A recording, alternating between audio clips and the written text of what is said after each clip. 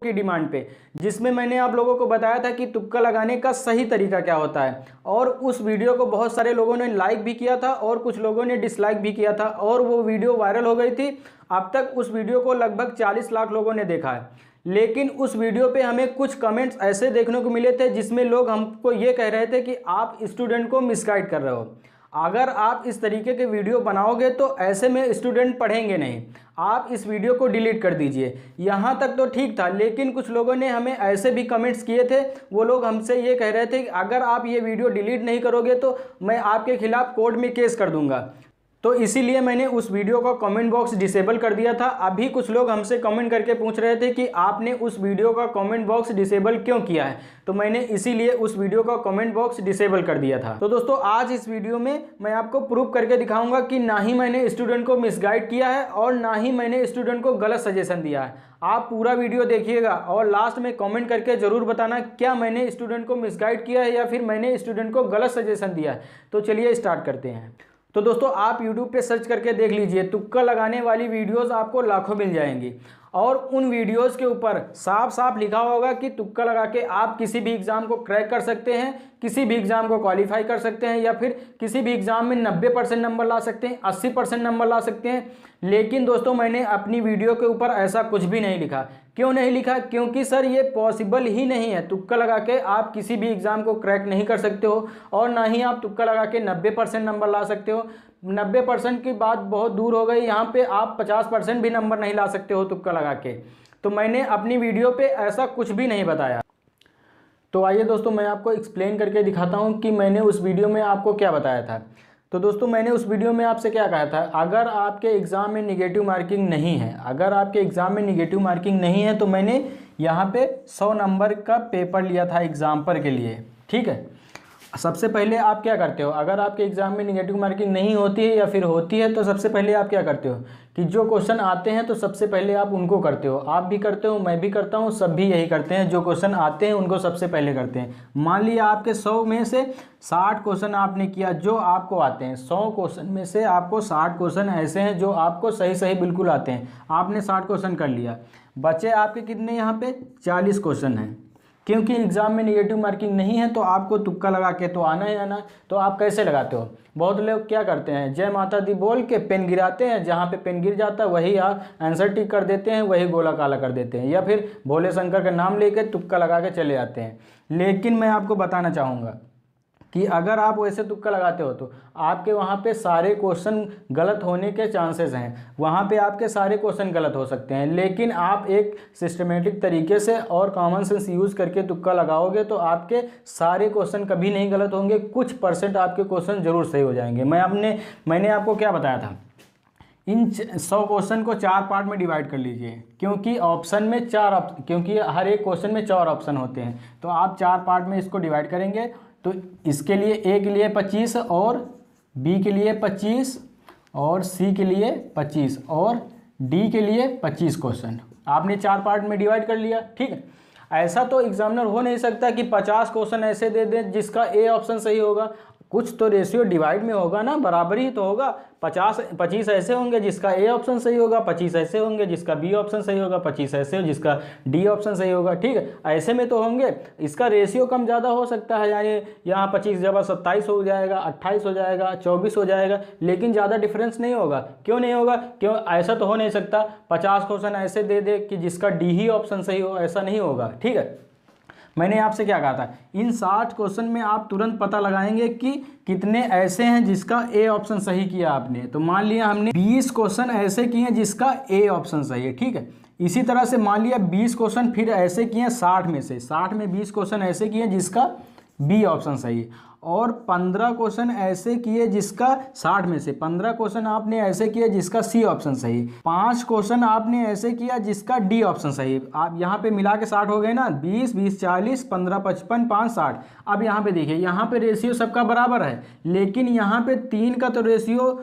लगभग में ठीक है, लेकिन यहाँ पे आपने सिर्फ 5 ही क्वेश्चन ऐसे किए जिसका डी ऑप्शन सही है। ठीक है, अब यहाँ पे बाकी जो यहाँ पे बचे थे 40 क्वेश्चन, 40 में सब में आपको डी ऑप्शन टिक कर देना है, जिससे आपके ज़्यादा से ज़्यादा क्वेश्चन सही हो जाएंगे। आपके आंखें बंद करने से तुक्का लगाने से कहीं ज़्यादा बेहतर है ये तरीका। वहाँ पे आपके सारे क्वेश्चन गलत हो सकते हैं, लेकिन यहाँ पे आपके सारे क्वेश्चन कभी गलत नहीं होंगे, कुछ परसेंट आपके क्वेश्चन जरूर सही हो जाएंगे। लेकिन दोस्तों मैं आपको यहाँ पे और बताना चाहूँगा, कभी कभी इसका भी रेशियो आपको बराबर ही मिल जाएगा। जैसे यहाँ भी 15 हो गया, यहाँ भी 15 और यहाँ भी 15। अब यहाँ पे देखिए सबका रेशियो बराबर हो गया, तब आपको ये तरीका फॉलो ही नहीं करना, क्योंकि ये तरीका फॉलो ही नहीं होगा। क्यों नहीं होगा? क्योंकि सबका रेशियो बराबर हो गया। आप किस आधार पे तुक्का लगाएंगे? तो आपको सिंपल क्या करना है, आप जो बाकी बचे हुए क्वेश्चन हैं तो सबका 3-3 के पेयर बना लीजिए। 3-3 के आप पेयर बनाएंगे ना, तो पहले 3 क्वेश्चन में आप अगर ए टिक कर रहे हैं तो तीनों में ए टिक करें, फिर अगले 3 पेयर बनाइए, उसमें बी टिक कर रहे हैं तो बी करिए, अगले 3 में सी लगातार करिए, अगले 3 में डी लगातार करिए। तो वैसे में आपके 3 में एक क्वेश्चन सही हो जाता है, कभी कभी गलत भी हो जाता है, लेकिन ज़्यादातर केसेस में 3 में एक क्वेश्चन आपका सही हो जाता है। कभी कभी आपके तीनों क्वेश्चन सही हो जाते हैं। क्यों आखिर मैं कह रहा हूं कि आपने आंसर की उठा के देख लीजिए, कभी कभी आपको देखने को मिलता होगा कि लगातार ए ही ए सही हो जाते हैं, कभी कभी लगातार बी भी सही हो जाता है। तो इसलिए मैं कह रहा हूं, ठीक है। और दोस्तों मैंने आपको बताया था कि अगर आपके एग्जाम में निगेटिव मार्किंग है तो उसमें भी आप तुक्का लगा सकते हो। बहुत लोग क्या कहते हैं कि भैया निगेटिव मार्किंग है, तुक्का बिल्कुल भी नहीं लगाना, नहीं आपके नंबर माइनस हो जाएंगे। लेकिन दोस्तों मैं कहता हूं कि आप तुक्का लगाइए, आपके नंबर माइनस नहीं होंगे। कैसे, मैं आपको बताता हूं कि कब लगाना है। जैसे एग्जांपल के लिए 100 नंबर लेते हैं, 100 नंबर का पेपर लिया हमने, ठीक है। यहाँ पे आप 100 में अगर 80 नंबर आप बिल्कुल सही कर रहे हो, बचे आपके कितने 20 नंबर। यहाँ पे 100 में अगर आप 80 नंबर सही कर रहे हो, बचे आपके कितने, यहाँ पे 20 क्वेश्चन बचे ना, ठीक है। तो आप तुक्का लगाओ चाहे ना लगाओ, क्योंकि यहाँ पे आपके 80 नंबर आप सही बिल्कुल करके आ रहे हो, तो यहाँ पे आपका एग्जाम क्वालिफाई हो सकता है। बिल्कुल क्लियर नहीं है, क्योंकि यहाँ पे लोग 90% नंबर सही करके आते हैं तब भी एग्जाम क्वालिफाई नहीं होता। लेकिन यहाँ पे आपको पॉसिबिलिटी है कि नहीं 80% में हमारा एग्जाम क्वालिफाई हो जाएगा। आप तुक्का फिर लगाओ या चाहे ना लगाओ, लेकिन अगर फिर भी आप लगाना चाहते हो बाकी बचे हुए क्वेश्चन में, अगर आपको लगता है कि हमने 80% क्वेश्चन सही किया है लेकिन फिर भी हमारा एग्जाम नहीं निकलेगा, तो बाकी बचे हुए क्वेश्चन में आप तुक्का लगा दीजिए। आपके जो 80 नंबर आपके पहले आ रहे हैं ना, आपके 80 नंबर पहले तो आ ही रहे थे, आपके 80 नंबर से कम नहीं पड़ेंगे। मैं आपको बताता हूँ, यहाँ पे आपने 20 क्वेश्चन में तुक्का लगाया, हमने मान लिया 15 क्वेश्चन आपने गलत कर दिया, 15 क्वेश्चन आपके गलत हो गए। आप 20 में से आप 5 ही क्वेश्चन, यहाँ पे 20 में से आप 5 ही क्वेश्चन सही कर पाए हो। एक क्वेश्चन 1 नंबर का है, यहाँ पे आपके 5 क्वेश्चन सही हैं तो 5 नंबर आपके यहाँ पे मिल गए आपको। लेकिन यहाँ पे 15 आपने गलत कर दिया। माइनस मार्किंग कितनी की होती है? या तो 1/4 की होती है या तो 1/5 की होती है। अगर 1/5 की है तो अगर 1/5 की है माइनस मार्किंग, जब आपके 5 क्वेश्चन गलत होंगे तब आपका 1 नंबर माइनस होगा, ठीक है। तो यहाँ पे 15 क्वेश्चन आपने गलत कर दिया तो आपके कितने नंबर माइनस होंगे? 3 नंबर, ठीक। तो आपने 5 क्वेश्चन सही किया तो 5 नंबर यहाँ पे आपको मिले थे, 15 गलत कर दिए जिसमें से 3 नंबर आपके माइनस हो जाएंगे, तो बचे कितने? यहाँ पे 2 नंबर।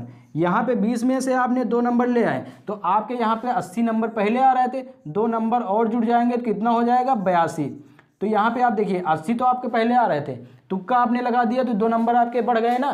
तो सर जी आप बताओ, यहाँ पे एक नंबर में लोग मेरिट से बाहर हो जाते हैं, लेकिन आपके यहाँ पे 2 नंबर बढ़ गए। लेकिन आप कंफर्म में हो, अगर आप कंफर्म में हो तब भी आप तुक्का लगाइएगा कि 20 में हम 4 या 5 क्वेश्चन बिल्कुल सही कर ले जाएं, तब भी आप तुक्का लगाइएगा। अगर आपको लगता है कि 20 में हम 2 ही क्वेश्चन नहीं सही कर सकते हैं तो आप तुक्का ना लगाइए, क्लियर। लेकिन दोस्तों मैं आपको बताता हूँ कि अगर आप 100 में से 40 क्वेश्चन बिल्कुल सही कर रहे हो, 40 क्वेश्चन बिल्कुल सही कर रहे हो और 60 क्वेश्चन आपको नहीं आ रहे हैं, ठीक है। तो आपको क्या लगता है कि 40% क्वेश्चन सही करने से आपका एग्जाम क्वालिफाई हो जाएगा? बिल्कुल भी नहीं होगा। यहाँ लोग 90% क्वेश्चन सही करके आते हैं फिर भी उनका एग्जाम डिस्क्वालीफाई हो जाता है। आपको क्या करना है, 40% अगर क्वेश्चन आप सही कर रहे हो, ठीक है, 60 क्वेश्चन गलत नहीं आ रहे हैं आपको, तो आप क्या करेंगे? नेगेटिव मार्किंग एग्जाम में है तो क्या छोड़ के चले आएंगे? क्योंकि आप वैसे भी तो डिस्क्वालीफाई हो रहे हो, आपके फॉर्म भरने के पैसे वैसे भी तो बेकार जाएंगे। तो आप बचे हुए 60 क्वेश्चन में आप तुक्का लगा के आइए। क्यों? मैं इसलिए कह रहा हूँ कि आप वैसे भी तो डिस्क्वालीफाई हो जाओगे, तो आप क्यों ना बचे हुए क्वेश्चन में तुक्का लगा के आइए। लोग कहते हैं कि तुक्का बिल्कुल भी ना लगाएं निगेटिव मार्किंग में, क्योंकि वहाँ नंबर माइनस हो जाते हैं। तो यहाँ पे नंबर माइनस होंगे तो क्या फ़र्क पड़ेगा आपको?